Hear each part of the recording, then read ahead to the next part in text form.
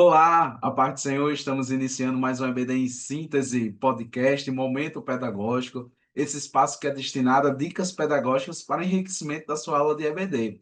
Nós estamos tratando especificamente aqui da lição de juvenis, como vocês já sabem, e estamos iniciando esse nosso novo trimestre. Estamos chegando agora na nossa segunda lição e creio que vai continuar sendo bênção de Deus como está sendo. Eu sou Paulo Ricardo, estou aqui com meu amigo e irmão Lucas Vitor. Nós somos da IADERN, Igreja Evangélica Assembleia de Deus no Rio Grande do Norte, e nós fazemos parte do DENEC, Departamento de Educação Cristã, aqui do Rio Grande do Norte. Nossa igreja tem como pastor presidente pastor Martim, e o nosso DENEC tem como diretor o nosso pastor Reinaldo Odilo, a quem nós saudamos com a paz do Senhor.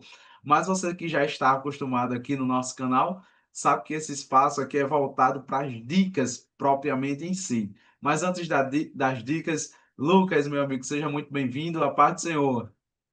A paz do Senhor, meu amigo Paulo, a paz do Senhor a todos que nos acompanham. Muito bom estar aqui. Cremos que esse trimestre continuará sendo uma bênção, como foram os trimestres passados de ricos aprendizados. Amém. Lucas, e chegamos nessa lição de número 2, lição essa que tem como título Miriam, disponibilidade apesar da idade. Esse é o título da nossa lição. E como sempre eu gosto de ler com vocês, a lição nos apresenta três objetivos. O primeiro objetivo da lição é explicar o contexto histórico do nascimento de Miriam.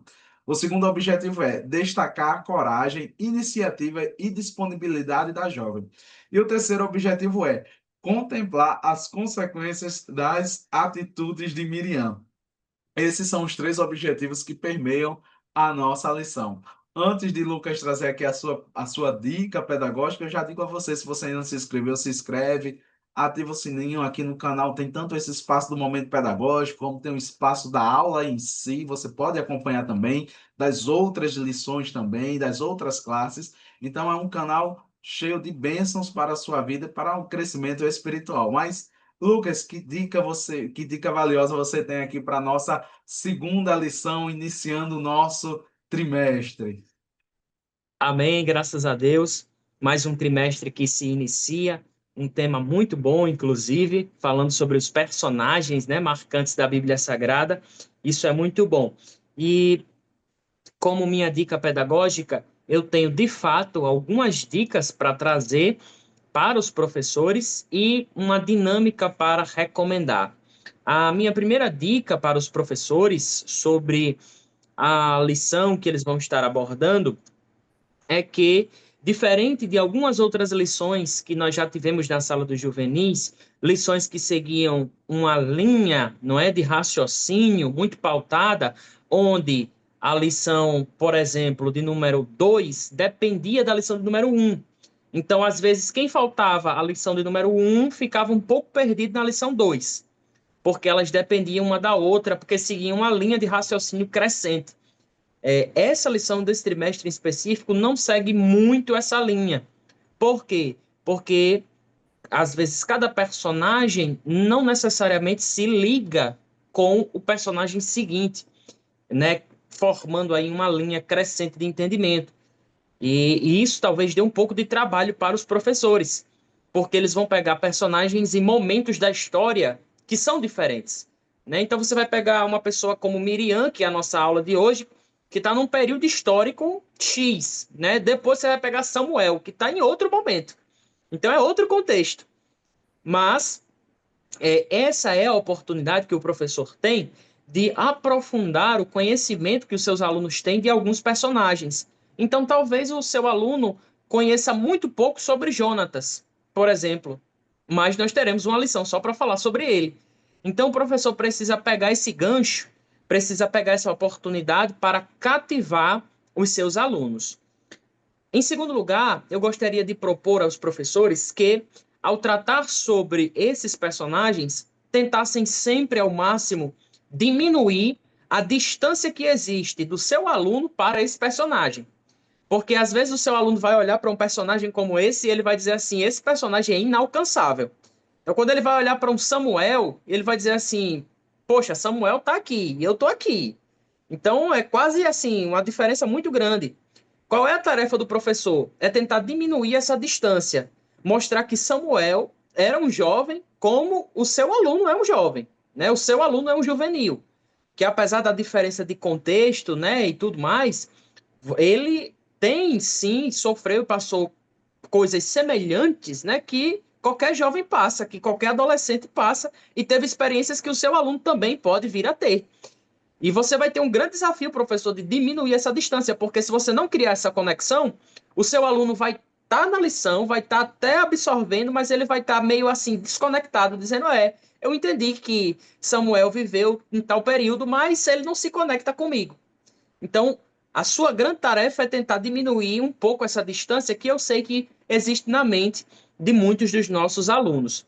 Para fazer isso, o que eu sugiro? O professor lidar com o que eu chamo de questões problema, né? Entre aspas. O que são questões problema? São questões ou perguntas que o professor vai justamente fazer a partir da realidade dos seus alunos. Então, hoje, nessa lição, nós vamos tratar sobre Miriam dentro do aspecto da disponibilidade. O que eu sugiro aos professores? Uma dinâmica para tratar justamente a questão da disponibilidade. Essa dinâmica vai girar em torno de uma questão-problema, de uma problemática. Qual problemática? A seguinte pergunta: o que me impede de ser disponível? Né? Qual é a dificuldade que eu tenho de, às vezes, estar disponível para Deus? Como Miriam esteve disponível para servir? Né? O que me impede? Para responder essa pergunta, eu sugiro a dinâmica.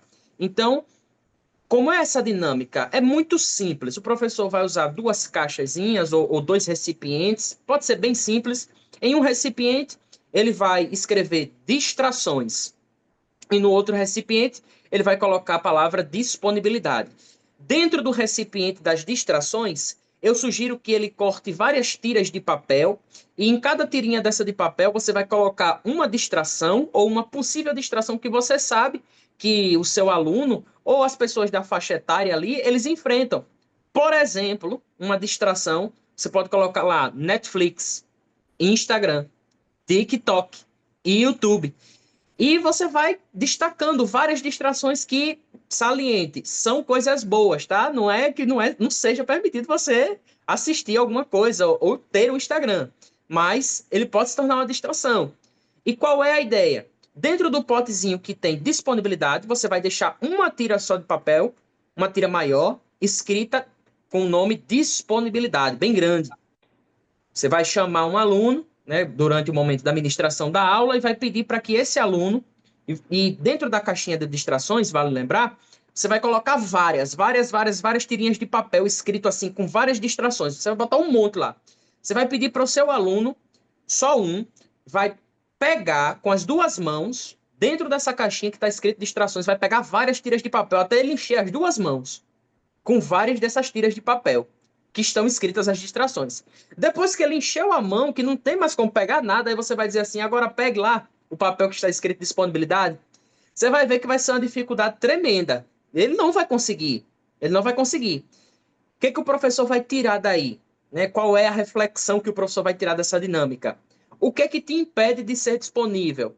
As distrações. O que impede você de servir, né? De estar disponível para o Senhor? É porque as suas mãos estão cheias, lotadas de distrações, de tal modo que você não consegue pegar, né? Ou estar, digamos assim, disponível. Então, o professor vai utilizar essa dinâmica, é bem simples, é fácil, não exige muitos materiais, mas o professor consegue responder a essa questão, problema, né? O que me impede de ser disponível e já criar um grande gancho para Miriam, que é a protagonista da nossa aula.